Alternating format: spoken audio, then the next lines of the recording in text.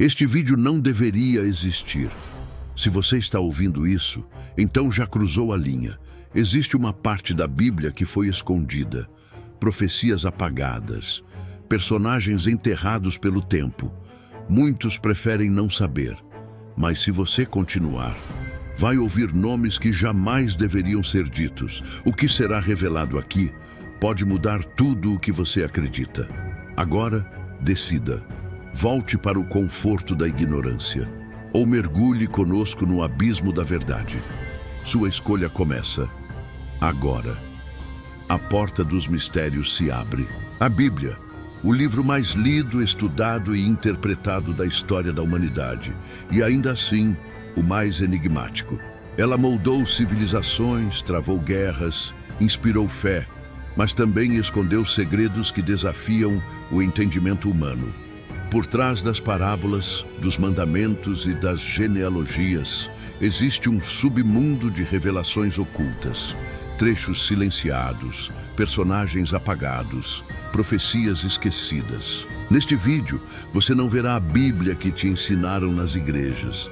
Vai conhecer o lado oculto, o subtexto sombrio que conecta o Gênesis ao Apocalipse, o que está por trás das palavras e o que foi deliberadamente escondido dos olhos comuns. Começaremos com figuras do Antigo Testamento que não se encaixam nos padrões convencionais de narrativa. Seres que surgem do nada, realizam feitos sobrenaturais e desaparecem tão rapidamente quanto chegaram. Não são heróis, não são vilões, são enigmas. Depois, vamos revisitar profecias milenares, algumas escritas há mais de 2.500 anos, que já se cumpriram com precisão cirúrgica. Previsões de destruições, ascensão de reinos e até nomes de governantes que só existiriam séculos depois. Seriam essas mensagens produto da inspiração divina ou há algo mais? E no final, entraremos no livro mais temido da Bíblia, o Apocalipse. Uma colcha de símbolos, bestas, selos, cavaleiros e números que, segundo estudiosos, podem conter códigos para eventos futuros, catástrofes, um governo mundial e o possível fim da humanidade. Muitos evitam esses temas por medo, outros por ceticismo, mas hoje você está aqui. E isso não é por acaso, porque só os que encaram as trevas descobrem onde está a luz. A primeira figura que vamos examinar não é amplamente conhecida, mas quem a conhece jamais esquece seu nome. Ele aparece de repente, sem introdução. Não tem pai, não tem mãe, não tem linhagem. Ele é chamado de sacerdote, mas ninguém sabe quem o ordenou. Ele é Melquisedeque. Figuras enigmáticas do Antigo Testamento. Melquisedeque aparece no capítulo 14 de Gênesis. O encontro dele com Abraão é breve, mas carregado de peso simbólico. Ele é chamado de Rei de Salém e sacerdote do Deus Altíssimo. Oferece pão e vinho a Abraão e o abençoa, e então desaparece da narrativa. Como alguém tão misterioso poderia ter tamanha autoridade espiritual? Séculos depois, no livro de Hebreus, no Novo Testamento, Melquisedeque reaparece. Desta vez, como figura messiânica. É descrito como alguém sem pai, sem mãe, sem genealogia, sem princípio de dias, nem fim de vida. Quem seria esse ser? Alguns estudiosos acreditam que se trata de uma manifestação pré-encarnada de Cristo. Outros, mais ousados, acreditam que Melquisedeque é um ser celestial, talvez um anjo, ou até um emissário de uma civilização desconhecida. Outra figura que desafia qualquer explicação racional é Enoque. Ele viveu 365 anos, um número curioso que coincide com os dias do nosso calendário solar. E então andou com Deus e não apareceu mais, porquanto Deus para si o tomou. Enoque não morreu, foi levado, arrebatado. O livro de Enoque, considerado apócrifo, traz detalhes assustadores. Descreve viagens ao céu, revelações sobre os anjos caídos, o abismo e o julgamento final. Mas esse livro foi rejeitado pelos concílios oficiais da Igreja. Por quê? O que há nas palavras de Enoque que desafia tanto as estruturas religiosas? Então, chegamos aos Nefilins, os gigantes mencionados em Gênesis 6. O texto é claro. Os filhos de Deus viram que as filhas dos homens eram formosas e tomaram para si mulheres, e nasceram-lhes filhos, os valentes que houve na antiguidade. Esses filhos, segundo o texto, eram os Nefilins. Seriam híbridos, seres de outro plano. E por que Deus ficou tão irado com essa união que decidiu destruir toda a humanidade com o dilúvio? Alguns teóricos acreditam que os Nefilins foram parte de uma interferência extraterrestre na história da humanidade. Outros que eram anjos caídos em carne. Independentemente da teoria, uma coisa é certa: o surgimento desses seres marca uma ruptura entre o mundo natural e o sobrenatural. Essas figuras não são apenas lendas antigas, elas representam uma narrativa paralela, uma verdade que sobreviveu camuflada dentro do texto sagrado e que nos prepara para o próximo passo. As profecias cumpridas com precisão sobrenatural. Se existe algo que transforma a Bíblia em um livro atemporal, são suas profecias, escritas por homens considerados visionários. Elas não apenas anunciaram o futuro, como o acertaram com uma precisão que beira o impossível. Comecemos por Isaías, que viveu cerca de 700 anos antes de Cristo. No capítulo 45, ele menciona, pelo nome, um rei que ainda nem havia nascido, Ciro, o Grande. Assim diz o Senhor ao seu ungido, a Ciro, a quem tomo pela mão direita. Isaías 45:1.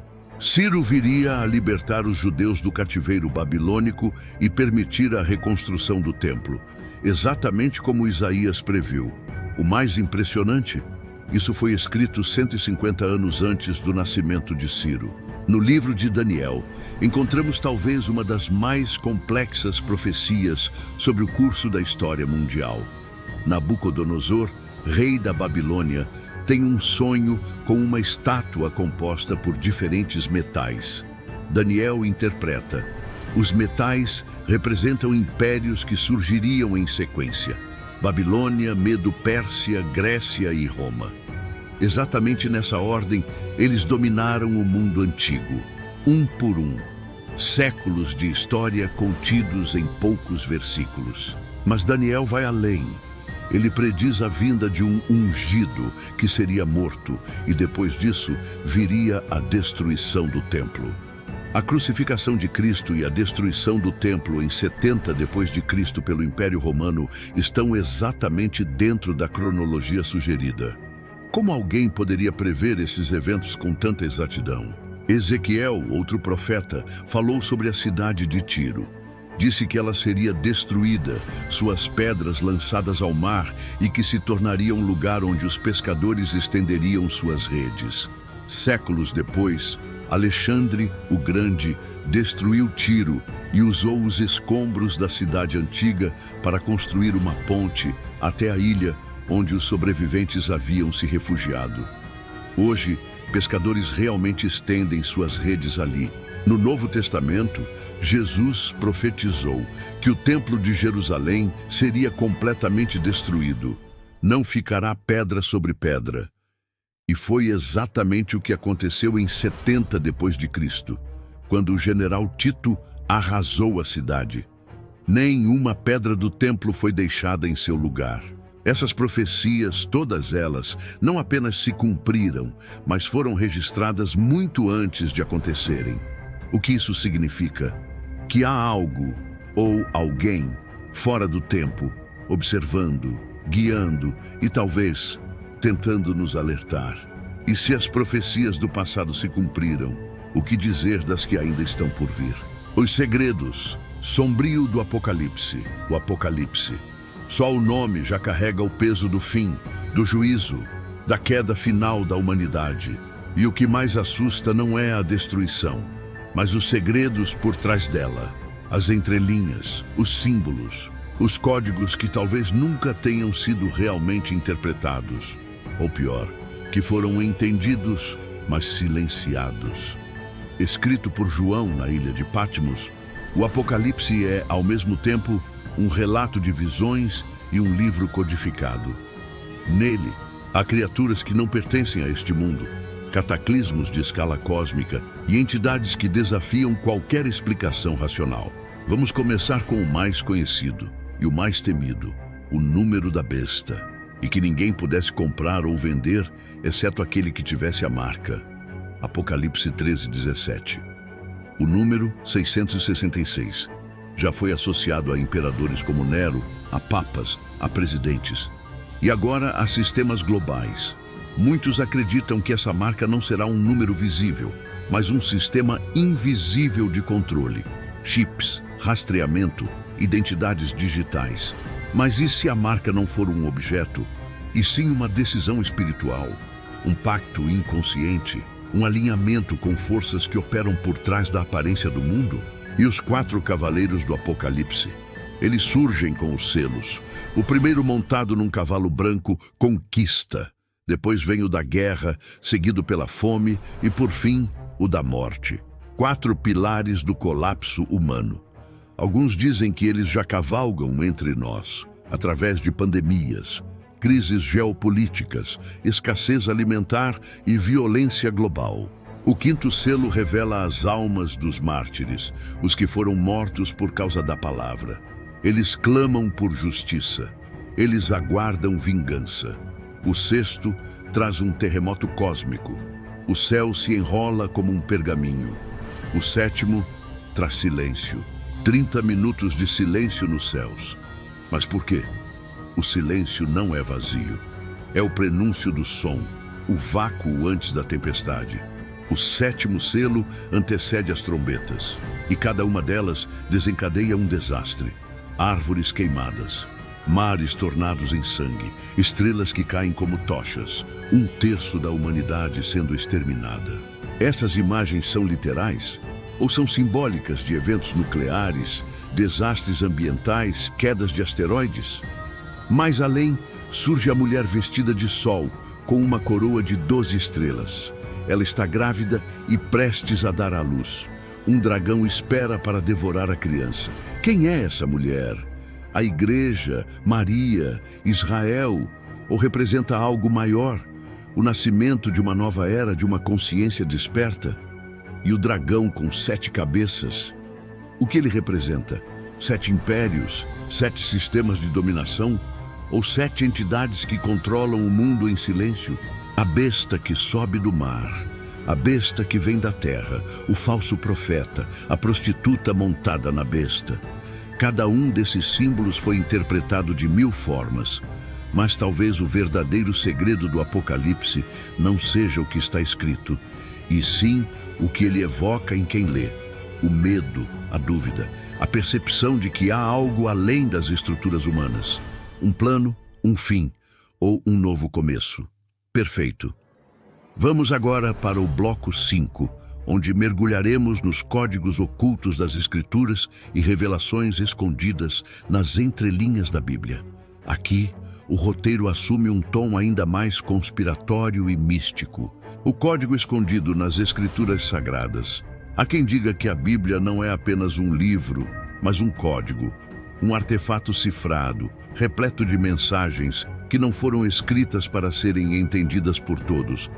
Apenas os que têm olhos para ver e ouvidos para ouvir conseguirão decifrar o que realmente está ali. Mas o que são esses códigos?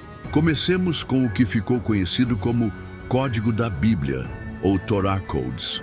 Em meados dos anos 90, pesquisadores israelenses e matemáticos, usando algoritmos de salto de letras em hebraico, descobriram que determinadas palavras e nomes, como Hitler, Holocausto, assassinato de Kennedy e até 11 de setembro, estavam ocultas no texto original da Torá. As sequências eram longas, interligadas e surgiam em contextos proféticos. Coincidência? Matemática? Ou um tipo de criptografia divina? O mais assustador é que esses códigos não funcionam em traduções, apenas no hebraico original. Isso levanta uma questão. E se a Bíblia foi escrita com uma camada visível para os simples e outra camada para os iniciados? Além dos códigos matemáticos, existe a gematria, uma prática cabalística que atribui valores numéricos às letras hebraicas. Nomes, frases e até datas podem ser somadas, revelando padrões e significados ocultos. A palavra vida, Gekart, por exemplo, tem valor numérico 18. Em várias culturas judaicas, o número 18 é considerado sagrado. Aparece em passagens de nascimento, promessas de salvação e até nas estruturas dos salmos. Outros exemplos perturbadores surgem quando comparamos versículos. No Salmo 22, por exemplo, há uma descrição da crucificação séculos antes de esse método de execução sequer existir. Traspassaram minhas mãos e meus pés. Um verso escrito em um tempo em que crucificar alguém ainda não era prática comum. Como isso é possível? E se as árvores do Éden não fossem apenas simbólicas? A árvore da vida e a árvore do conhecimento do bem e do mal têm sido reinterpretadas por místicos e físicos quânticos como representações de realidades paralelas, de estados de consciência. A escolha de Adão e Eva não teria sido apenas desobediência, mas um salto de consciência, uma transgressão do plano original que abriu uma rachadura entre os mundos. Mas talvez os mais inquietantes sejam os livros apócrifos, textos removidos da Bíblia por concílios religiosos.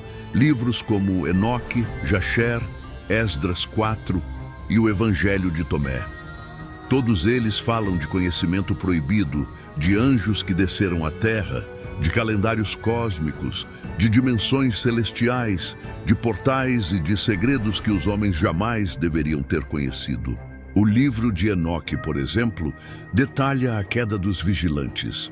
Anjos que se apaixonaram por mulheres humanas, ensinaram astrologia, metalurgia e encantamentos e foram punidos por corromperem a criação.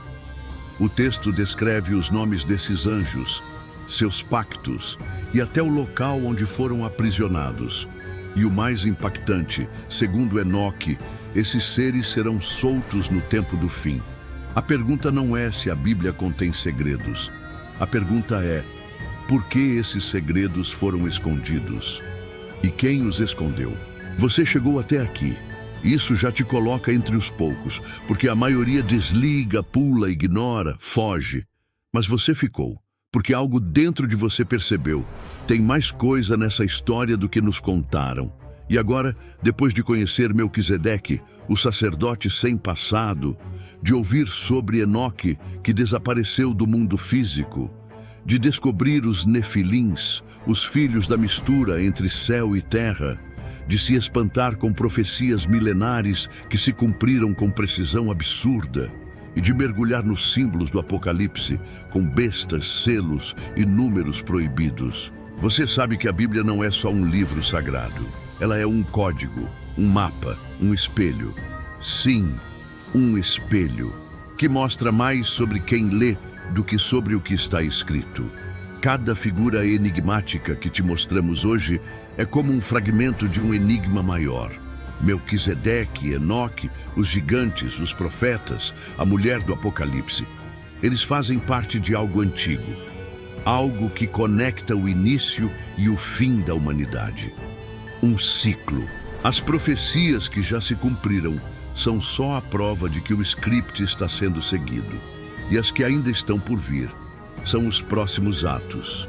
O tempo está passando. As trombetas já ecoam, mesmo que poucos as ouçam.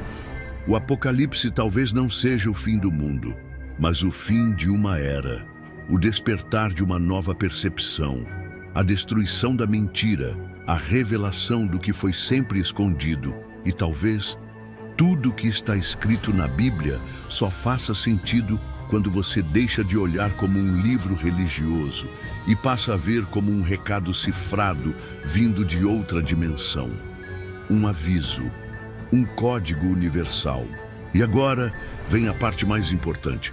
Você percebeu que esse vídeo não foi como os outros. E se ele te tocou de alguma forma, Se mexeu com suas crenças, seus medos ou até com sua curiosidade mais profunda, então não vá embora em silêncio. Escreva nos comentários a sua teoria. O que mais te perturbou? Compartilhe uma dúvida, uma visão, um pressentimento. Quem sabe alguém com as respostas certas leia o que você escreveu. E se você sente que precisa continuar essa jornada, se você quer mais revelações como essa, ative o sininho. Mas saiba, a cada novo vídeo, a realidade vai se deformar ainda mais. Dê um like, não para nos agradar, mas para mostrar ao algoritmo que a verdade precisa circular. E se inscreva, não como um seguidor, mas como um buscador.